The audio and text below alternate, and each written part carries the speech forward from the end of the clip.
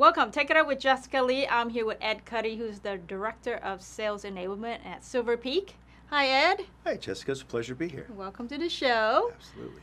Let's talk about SD-WAN. It's such a hot market. Silver Peak is one of the top 3 vendors on the Magic Quadrant. And Yes, bravo on that. And you're handling sales enablement, which is a very important role nowadays. Yes, absolutely. Yeah, it's some exciting times in the industry. It really is. And what we're doing at Silver Peak is really exciting. Our senior leadership, second to none, to be quite frank. And what we're doing and where we're going and the feedback we're getting from our customers is really exciting. So to be part of the group, contributing directly to,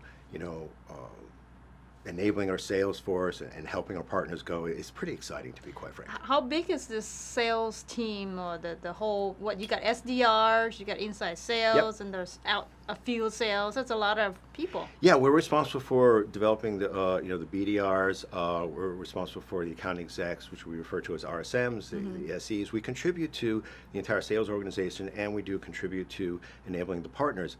And we are a whopping 3 people, I'll tell you. But you're you're trying to make an impact on the bigger audience. Yes, absolutely. So how many is that you have to train? Oh, so our sales organization, I believe the number is well over 125, somewhere around there, 125 to 150, depending upon how we look at it. And yes, 3 of us are dedicated 24/7, 7 days a week to doing our best to contribute to their efforts. Okay. We talked about learners' journeys, and I think you mentioned the blended learning is the approach that's most effective. Can you share a bit more about that? Oh, absolutely, yes. What we're doing is we are looking at the various roles that we are going to be contributing to and supporting in their development and their growth. And you have your onboarding journey, and then you have your ongoing journey, okay? And then we start to get more granular. We say, okay, what are the different actual roles that are onboarding now, and what are the different roles that are going to be ongoing? So as people ramp up, they need certain things, right? And then we work very diligently to provide these assets, provide this education in ways that they can consume it. And we start to get granular. We start to look at their levels of experience. If somebody's already been, selling for 10 plus years, okay, we're going to approach them differently than if somebody is coming on to the role and they've only had maybe 3 to 5 years experience. And the same with ongoing. If they've only been with the company 2 or 3 years, we're going to approach them a little bit differently than we're going to approach people who've been there a lot longer. It's just fair to them so that they can consume it. Do they take a test? Like, do you actually assess them to understand what level they are? Then you have the journey for them? We don't really do a formal test, okay? But we bring in everybody to our headquarters for a 3 to 4 day onboarding experience for new hire sales training. And you get to, that human touch is critical to me. It really is. You meet these people, you understand, they share with you, and we're fortunate that who we hire are very forthcoming, and they'll pull you aside after a few hours the first day and say, I kind of understand it, but I really don't. No problem. I'll coach you on that. So we kind of give that high touch, personal touch right away to them, and we listen to their feedback so that we want them to consume. We want them to learn. We're not there to just be speeds and feeds and PowerPoint by death. And then in order to scale that, you also offer the online version. Yes. Right? So I'll give a little per se advice on this, and my peers obviously support me on this, is that blended learning is very important.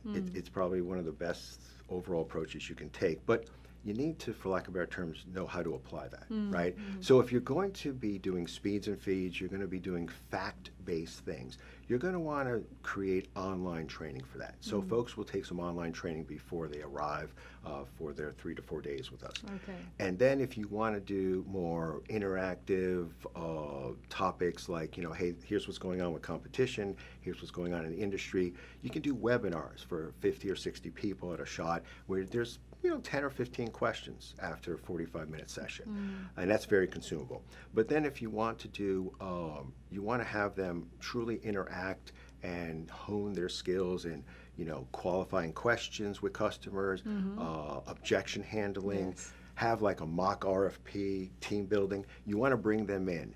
So what we do, which would be my guidance, is we look at what do we want to convey? What is the messaging, the materials? What do we want to convey? What do we want them to learn and walk away with retaining from whatever we're going to do? And then you look at whether it's going to, then that will decide whether you're going to have it online training, a webinar, and or possibly face-to-face, in classroom. I see.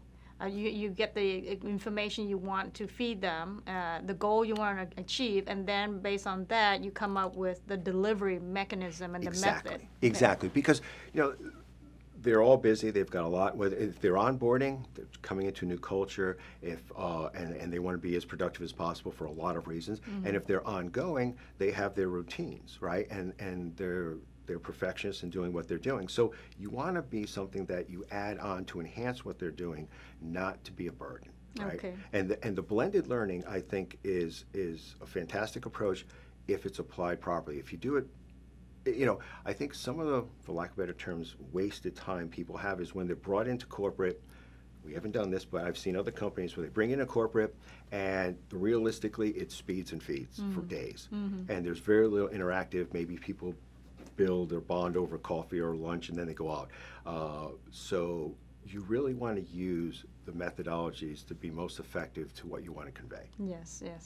Yes, I've seen that feedback a lot too, like larger training programs, breaking it down to smaller chunks now, and then making it consumable. Make sure you have the metrics to measure that consumption. So and that kind of brings me to a roundabout point. So I have seen the evolution. A lot of my career, enablement was core to a lot of my roles previous to this.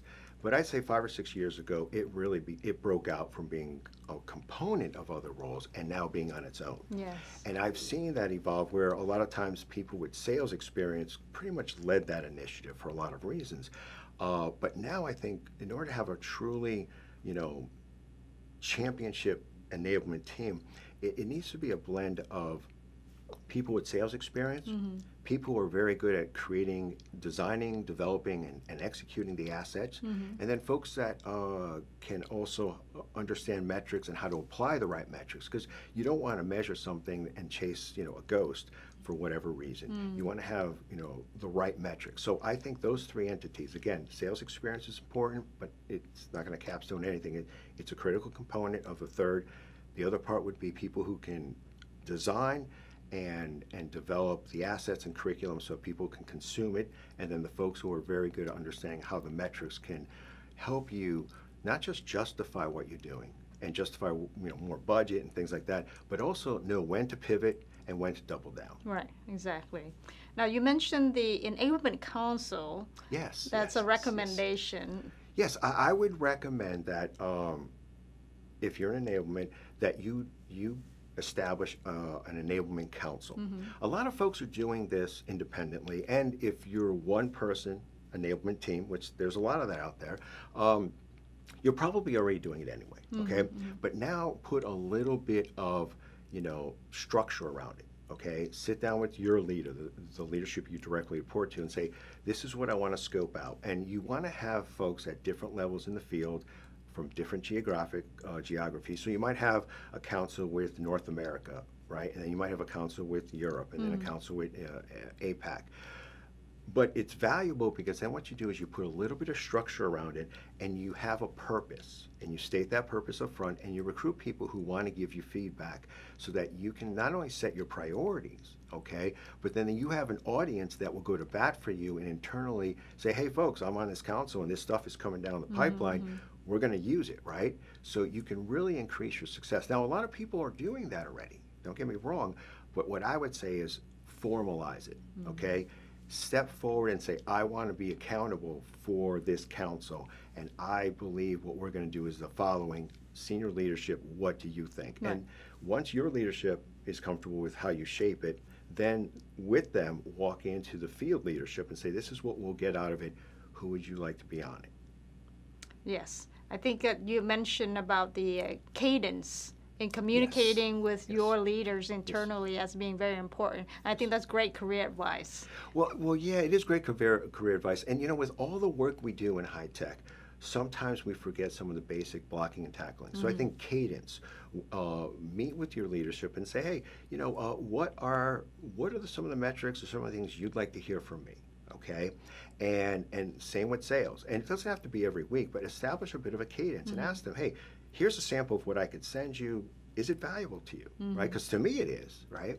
May not be to them. They might say, hey, 4 of those 5 things are good, but could you get me this? Or I don't really need 3 of those. Okay, great. And then what you do is you start to build that, and in many ways you start to build a more expansive relationship with this leadership, right? So that they can give you insight on things and they can count on you. But also it builds kind of operational rigor. Okay, so people can count on you because they know what you're doing and where you're going, and they'll think of you in their plans. So basic blocking and tackling can sometimes, fall to the wayside with all the things we have to do. And you report to sales? I report up into sales operations, and it's fantastic. Okay. It's great. I mean, at Silver Peak, we have a very collaborative culture. So I really like and I favor the sales leadership, to be quite frank. But our marketing team works very closely with us, and our product management works very closely with us. So because of the collaboration and kind of the family culture we have, we don't necessarily have to have that type of strict structure that we report into someone. But yes, we report into sales ops, which is obviously in sales. I like it there for a lot of reasons, because I like the people, to be quite frank. But we collaborate, brothers and sisters with everybody else across the company. Yeah, I think it's amazing. Silver Peak is still very much a family company, private company, but you are competing with very large public players in the SD-WAN space, the networking space. I would say large in population, but I think we have. I mean, our product is great. It's solid, and we have just as much passion as the big boys have. Yes. Yeah. And the market is it's a very hot market. I mean, there's plenty of opportunities for all players in the market. Really, there's a lot of that's transformation from the traditional MPS to the cloud network. Absolutely, and it's an exciting time. I mean, Silver Peak has always been focused on the WAN. It has led the industry in many areas of the WAN, and I believe will continue to lead in that area. I'm very proud to be part of that organization and the family at Silver Peak because of our, to be quite frank, collaborative dedication and passion behind what we do. We're focused. We have a very good ecosystem of partners that we work with, and our vision of a self-driving WAN, we're going to make it happen. It will come to fruition. So what's exciting ahead for you then? For us, actually, I'm excited about what we're doing in sales enablement, to be quite frank, because what I see on the horizon, is I see that, more and more tools and more companies are coming together and developing systems that will truly integrate the various elements that can streamline what people like me need in an offering and in a platform and a system that can help me give more visibility and react faster to these learners' journeys. So I see on the horizon, what we're doing is we're developing these learners' journeys based on blended methodologies, blended learning methodologies for all types of roles. We're getting very granular. We're putting together the right assets so they're being consumed. And what I'm excited about on the horizon is the metrics are now coming in. So we can get our hand on the pulse of what's going on. The reporting is coming together streamlined, so you're not spending days in Excel with simple text to figure out what's going on there. And we're able to react faster. We're able to double down on things that are working. We're able to do course corrections on things that aren't really returning the investment we thought it would be. And as that takes shape over the next year or so, which to me is the horizon, I think we're going to be able to take what we're doing with our internal sales organizations and our internal teams and apply that directly to partners, because partners want that too, right? And it's a little different when you're enabling a partner, because it's not just competitors' mind share you're competing against, but they have other things to sell too. So it's not just your product, and they sell all kinds of things, right? So I think that as we as we get really good at that predictability and ability to respond to what our internal teams need, and you see that, it's very, very exciting when your sales force is enabled, they're developed, and they're reaching their peak performance because of your contributions. So you're seeing like shorter sales cycle and higher revenue per sales rep? Yes, you're seeing, shorter sales cycle, higher revenue, more deals, they can cover more because things are just better. Excellent. Right? I mean, again, we're not solving everything for them, by far, no way. This is definitely it takes a village, yes. okay? But we are a contributor, and we do have a seat at the table. Yes. And it just feels great. There's a lot of pride that goes into the work that my team and I do every day. Excellent. Okay? And I see that as that happens, we're going to be able to extend that out into our partner community. Yes, yes. Wonderful. Thank you very much for being on the show and sharing your best practices and your recommendations on the sales enablement front. Yes. So, well, thank you very much, Jessica. It's been a pleasure. It's been a pleasure for me. So thank you, Ed. And there you have it, folks. Take it up with Jessica Lee at Kudey from Silver Peak.